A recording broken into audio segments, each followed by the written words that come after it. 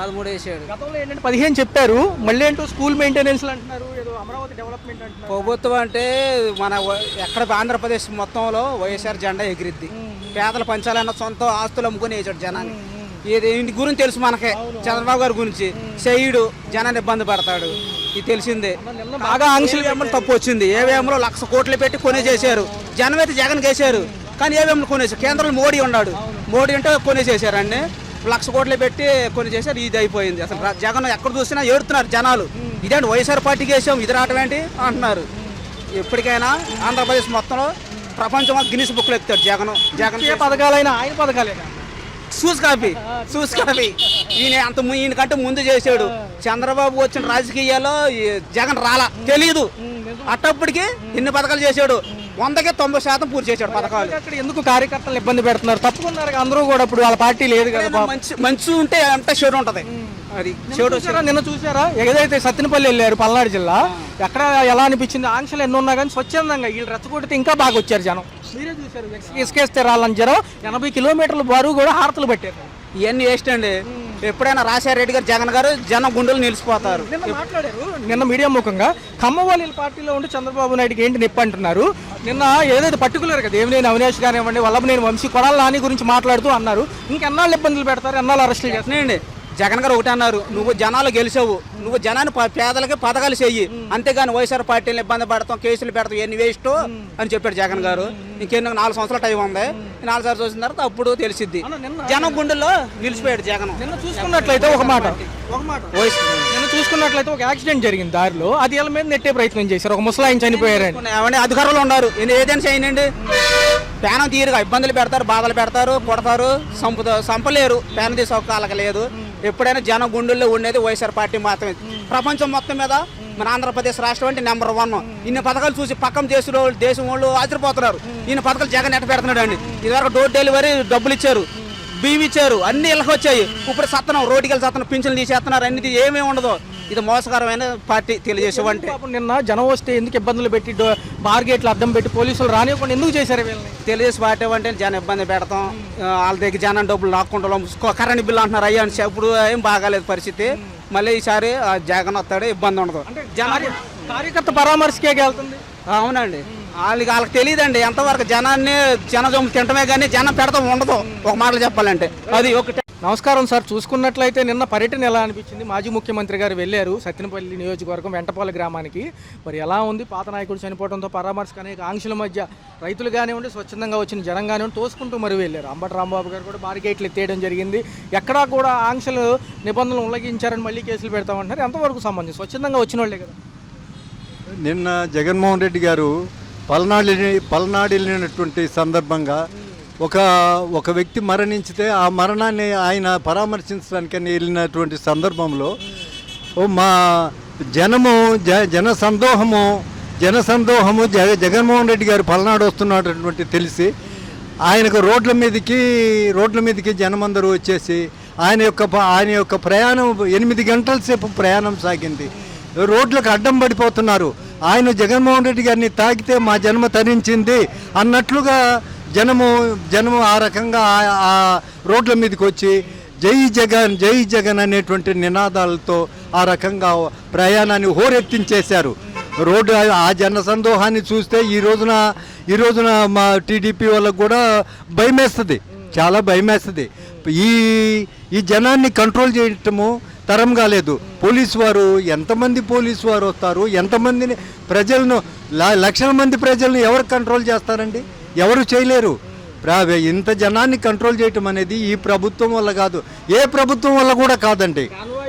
Time కంటే కూడా late అయినప్పటికీ కూడా ఒక వ్యక్తి ఏదో యాక్సిడెంట్లో పక్కన గుద్ది పడిపోతే దీనికి అన్వయించారు. కానీ నిజంగా ఎస్ఐ గారు అక్కడ తేల్చేశారు జరిగిన ఘటన వేరే. ఇప్పుడు ఆయన ప్రయాణంలో ఏదో ఒక వృద్ధుడు యాక్సిడెంట్లో చనిపోయాడని ఇది ఏదో ఒకటి జగన్మోహన్ రెడ్డికి అంటగట్టాలనే ఉద్దేశంతో ఇది అంటగట్టారు. అది ఆయన కాన్వాయ్లో తగిలింది కాదు, అది వేరే ట్రాఫిక్లో ఏదో అతనికి తగిలింది. అతనికి అంతవరకే అతనికి ఉన్నది. అది మనము జగన్మోహన్ రెడ్డి తప్పిదం కాదు అది. చూసుకున్నట్లయితే పరామర్శ అనంతరం కూడా మీడియా ముఖంగా మాట్లాడారు. పర్టికులర్గా ఈ యొక్క కూటమి ప్రభుత్వం కమ్మ వాళ్ళని వేధించడం, కమ్మ నాయకులు ఇందులో ఉంటే కనుక ఎవరినైతే ఇబ్బంది పెడుతున్నారో కొడాల నాని గారి, వల్లభనేని వంశీ గారు కానివ్వండి, దేవినేని అవినాష్ గారి గురించి మాట్లాడడం జరిగింది. ఎందుకంటే మీ పార్టీలోనే ఉండాలా, మీకే ఊడికం చేయాలని మాట్లాడారు జగన్ గారు. ఎలా అనిపిస్తుంది? ఎందుకని ఇంకా కక్ష వాళ్ళపైన? ఏమండి, ఇప్పుడు వాళ్ళు గవర్నమెంట్ అనేది ఈ కూటమి ప్రభుత్వము కష్టపడి ఓట్లు వేపించుకొని గెలిచినటువంటి ప్రభుత్వం కాదండి. ఇది ప్రభుత్వం ఏంటంటే వీళ్ళు మాయా మంత్రాలు చేసి ఈవీఎంలు మాయ చేసి ప్రభుత్వంలోకి వచ్చారు. అవి ఎలాగైనా సరే ఇప్పుడు మనము వైఎస్ఆర్సీపీ నాయకులను కొడాలి నాని కానీ, వంశీ కానీ, ఇంకొకరు కానీ, రాంబాబు కానీ, వీళ్ళందరినీ కూడా ఇలాంటి నాయకులను అందరినీ కూడా వేధించి వీళ్ళని ఎలాగైనా సరే జైళ్ళల్లో పెట్టాలి. ఇది ఒక రెడ్ బుక్ అనేటువంటిది లోకేష్ బాబు గారు ఆయన ఒకటి రాసుకొని అది అమలు చేయాలనే ఉద్దేశంతో చేస్తున్నారు. కానీ అది కరెక్ట్ కాదండి. ఏ గవర్నమెంట్ వచ్చినా పర్వాలేదండి. ఏ గవర్నమెంట్ వచ్చినా మీరు ఏం ప్రజలకు న్యాయం చేస్తున్నారో, మేము పలానా న్యాయం చేస్తున్నాము, మేము ఈ రకంగా ప్రజలకు మేము న్యాయం చేస్తున్నాము అని చెప్పుకోండి. మీ మ్యాండేట్ ఏంటో తెలియపరచండి. ఆ ప్రజలను నమ్మించండి. మీరు ఇచ్చిన వాగ్దానాలు నెరవేర్చండి. అప్పుడు మీకు ప్రజలు పట్టం కడతారు. కానీ ఇది వీళ్ళు చేయలేకపోయారు. జగన్మోహన్ రెడ్డి గారు ఇచ్చిన ప్రతి పథకాన్ని అమలు చేశాడు. ప్రతి పథకాన్ని కూడా బటన్ నొక్కుతున్నాడు. డైరెక్ట్గా వచ్చి వాళ్ళ అకౌంట్లో పడుతున్నాయి. ఇప్పుడు వీళ్ళు ఒక్క మనిషి పేరు మీద 80 కార్డులు ఉన్నాయంట. ఇప్పుడు ఏంటండి ఇది అసలు మీరు విచారించాలిగా. అది అలాగా ఒక్కటి కాదండి, వేలకు వేలు జరిగినాయి. ఇది ఎవరి పొరపాటో మీరే తెలుసుకోవాలండి. మీ గవర్నమెంట్ను మీరు సక్రమంగా చూసుకోండి. ఈ తప్పిదాలు ఉంటే ఈ పొరపాటును సరిదిద్దుకుంటే మీకు ప్రజలు అప్పుడు మీకు ఇచ్చేస్తారు. మీరు అన్న పథకాలన్నీ నెరవేర్చండి. ఒక్క పథకమైనా సరే ప్రజలు సంతోషంగా తీసుకోవట్లేదు లేదు. కాబట్టి మీరు తెలుసుకొని ప్రజలను ఒక దారిలోకి తెచ్చుకోండి. అప్పుడు ప్రజలు మిమ్మల్ని గౌరవిస్తారు. యాక్చువల్గా ఏంటంటే ఈ గవర్నమెంట్ తరఫున పనిచేసే వాళ్ళు కానీ, ఈఎంసీ కానీ పథకాల లిస్టులోకి రారు. ఎందుకంటారు అసలు? ఫస్ట్ నుంచి ఎందుకు లేదు? ఫస్ట్ ఆఫ్ కోర్స్ కింద మేము చేస్తున్నామండి. మామూలుగా మాకు వచ్చేదేమో 21 జీతం. 21 జీతంలో 18,000 వస్తాయి మాకు కట్టింగులు పోను. మళ్ళీ అవి కట్టింగులు పోను 3,000 ఏమో ఛార్జీలకి. ఇంకేం మిగులుతాయండి? మరి మాకు మా తల్లి వందనం కూడా అయిపోతే ఎట్లాగండి? మేము మున్సిపాలిటీ తరపున బతికే వాళ్ళం ఏమైపోతామండి? ఒకసారి దయచేసి చంద్రబాబు గారిని వేసి మనస్ఫూర్తిగా కోరుతూ మమ్మల్ని కూడా జ్ఞాపకం చేసుకోమని ఒకసారి చెప్పండి. పిల్లలకి, బంధువులకు కానివ్వండి, లేకపోతే మనవరాళ్ళకి ఏదన్నా వచ్చిందా? ఏది పథకం కింద ఏదో తల్లికి వందనం మొన్న రిలీజ్ అయింది కదా 12వ తారీఖు, ఏమైనా పడినాయా? డాక్రా మహిళలకు ఎవరికి పడలేదండి. ఎవరికి డాక్రా తరఫున అప్పుడు పనులు ఇప్పించారు, ఎవరికి పడలేదు.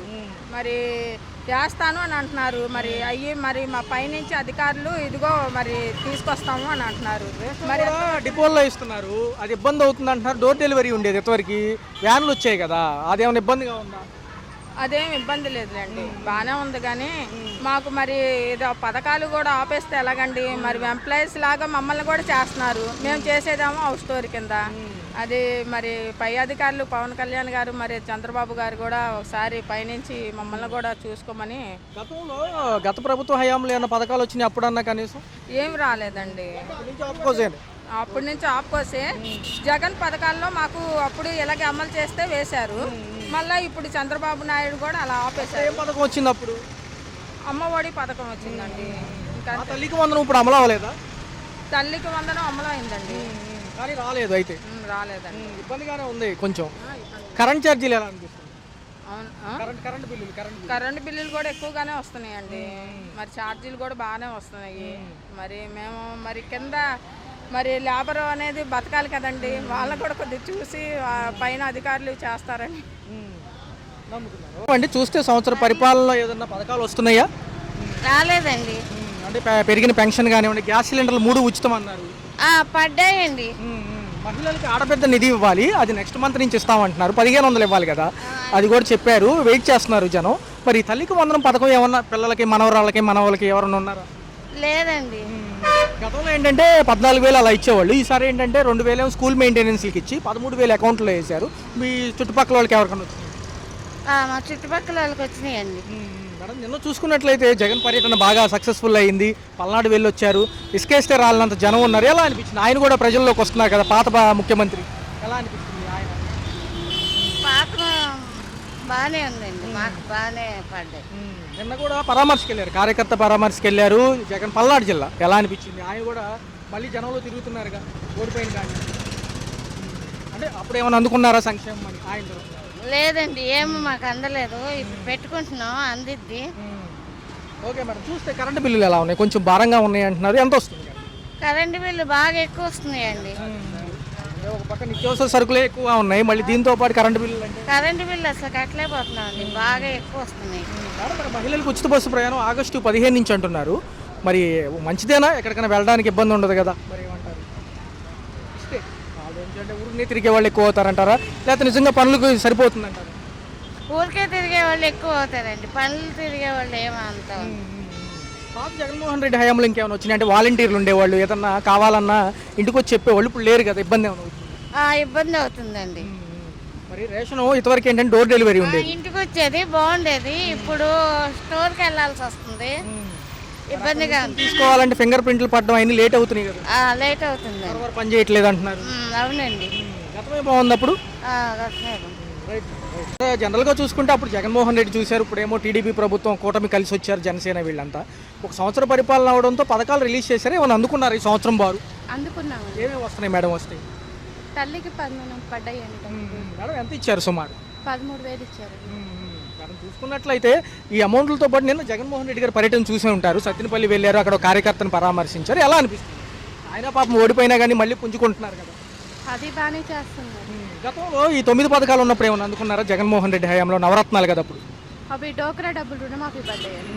అప్పుడు లేడీస్కి ఈ డబ్బులు కూడా పడ్డాయి, 1500, 45 సంవత్సరాలు దాటిన వాళ్ళకి 18. వాళ్ళకి పడ్డాయి. అలా ఉంది మేడం. టోటల్గా చూసుకుంటే కరెంటు బిల్లు కొంచెం ఎక్కువ అనిపిస్తున్నాయి కదా.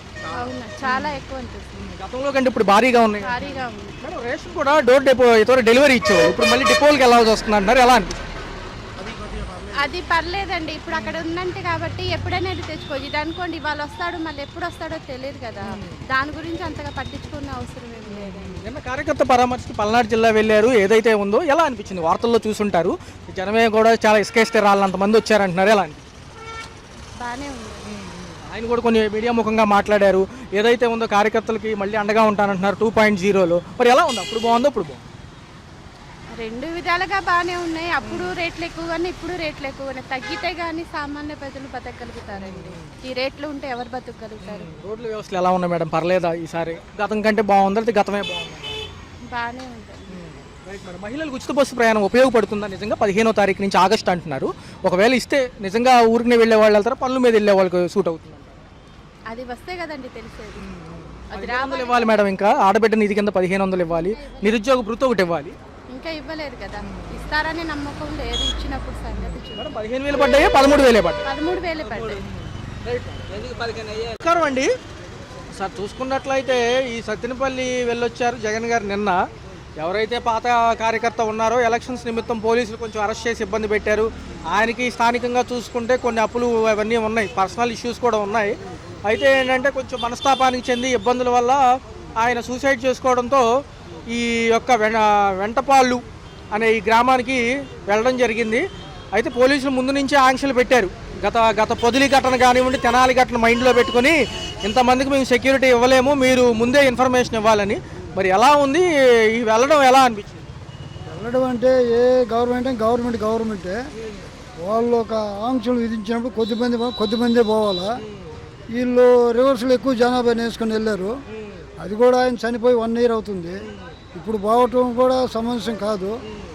మరి వీళ్ళ యొక్క ఉద్దేశం అది, పరిపాలనా విధానం ఉండే వాళ్ళ ఉద్దేశం సపరేట్ అది. ఆయన అంతమంది జనాభా వేసుకొని పోవటం అనేది సరైన పద్ధతి కాదు. ఈ సందర్భంగా నిన్న ఏం జరిగిందంటే ఆ రోడ్లోనే ఒక ముసలాయనని ఒక వెహికల్ గుద్దుకుంది.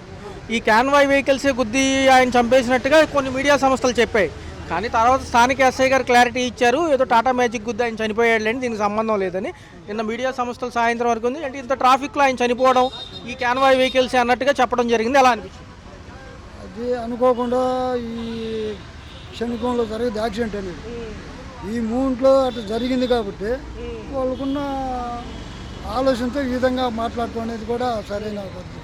అలా ఉంటారు చూస్తే కమ్మ కులానికి చెందిన నాయకులు మా దాంట్లో ఉంటే చంద్రబాబు నాయుడు గారికి నచ్చట్లేదు, వల్లభనేని వంశీ గారు, కొడాల నాని గారు, ఒక పక్క అవినాష్ని కూడా ఇబ్బంది పెడుతున్నారు. ఇక్కడ చూసుకున్నట్లయితే దేవినేని అవినాష్ గారిని, ఇవన్నీ ఎంతకాలం సాగు, మా దాంట్లోనే ఉంటే మీకేంటి ఇబ్బందులు, మీకే ఊడిగం చేయాలా అని చెప్పి మాట్లాడుతున్నారు జగన్ గారు. వీళ్ళ పరామర్శ అనంతరం కూడా అంటే అది క్యాస్ట్ పరంగా వచ్చిన గొడవలు కాదు.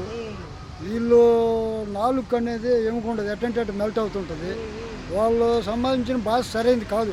వీరిని ఒకరిని వాళ్ళు కలిపినా కూడా చేసిన తప్పుకి శిక్ష అనుభవించడం తప్పదు, అంతేగాని దీన్ని కులాన్ని ఆస్వాదించడం అనేది సరైన పద్ధతి కాదు. చంద్రబాబు గారు, లోకేష్ గారు పట్టుబట్టి మరి మాజీ నాయకులను అరెస్ట్ పర్వం, దొంగ కేసులు పెట్టి బయట రానికుండా ఇబ్బంది పెడుతున్నారు.